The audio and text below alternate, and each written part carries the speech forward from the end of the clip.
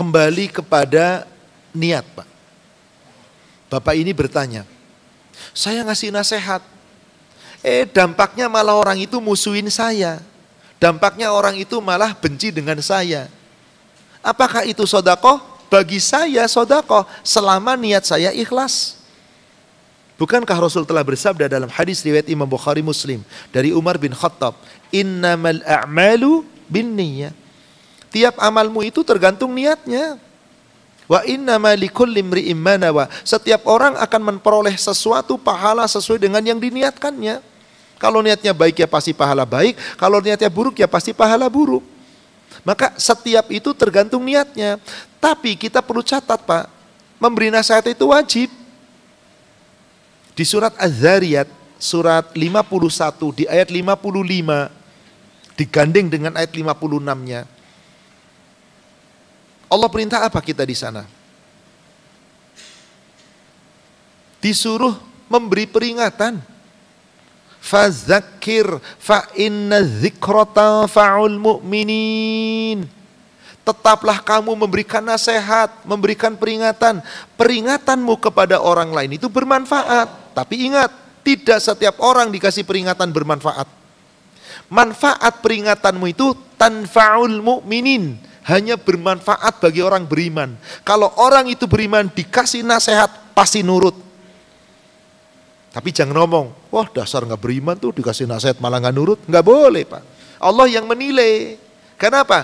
Menasehat itu hanya bermanfaat untuk orang beriman. Kalau dia beriman dikasih nasihat pasti dia syukur. Dia senang. Alhamdulillah, terima kasih atas nasihatnya. Dia buktikan nasihat itu dipakai. Tapi kalau dia marah, malah membenci, nggak pakai nasihat, berarti dia ibu bapak yang ngomong. Tapi ayatnya demikian. Mahfum mukhalafahnya kan seakan-akan apa? Karena nasihat itu hanya bermanfaat untuk orang beriman, yang nggak beriman yang nggak ada manfaatnya, Pak. Nasihat-nasihat, tapi tetap aja dia berbuat. Masalah orang itu membenci saya yang memberi nasihat, salah siapa, Pak? Urusan dia. Maka bukankah Allah telah turunkan surat Al-Asr, surat 103, hanya terdiri dari 3 ayat. Kata Imam Syafi'i ketika mengangkat ayat ini, andai kata Allah hanya menurunkan surat ini, cukup. Karena di situ ada hablum minallah, ada hablum minan nas. Wal 'asr, demi masa. Innal insan. Allah menggunakan huruf kata taukid. Inna al insan. Bukan innan nas, tapi inna al insan. Satu manusia yang pasti.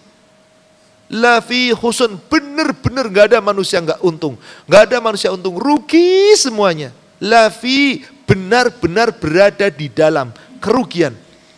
Tapi kan dinafi oleh Allah kan? Dikecualikan kan? Siapa yang dikecualikan? Illalladzina amanu, siapa yang iman, hablum minallahnya dijaga. Wa amilus salihat, hablum minannasnya dijaga.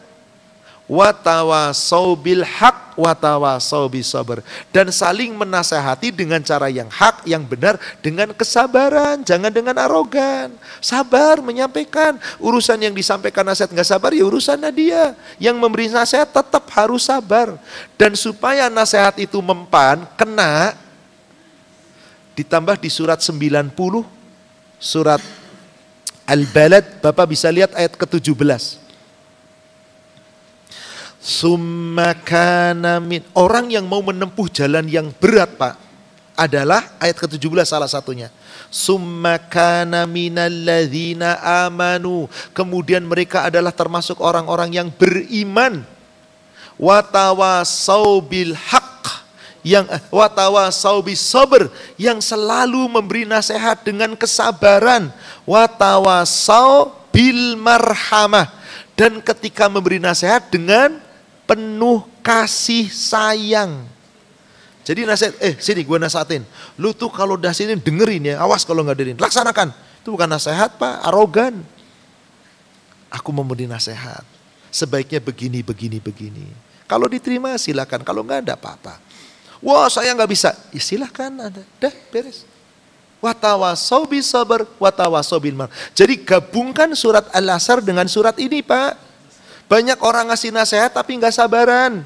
Banyak orang ngasih nasihat tapi bukan yang hak yang dinasehati. Banyak orang ngasih nasihat sudah hak, sudah sabar, tapi tidak dengan kasih sayang. Nggak mempan Pak.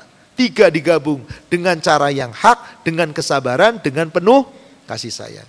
Yang kedua, ada udang di balik batu. Yang enak itu udang di balik rempeyek Pak. Udang di balik bakwan itu enak Pak. Di balik batu ya kita tangkap dulu Pak. Maksudnya ada keinginan sesuatu. Allah Maha tahu.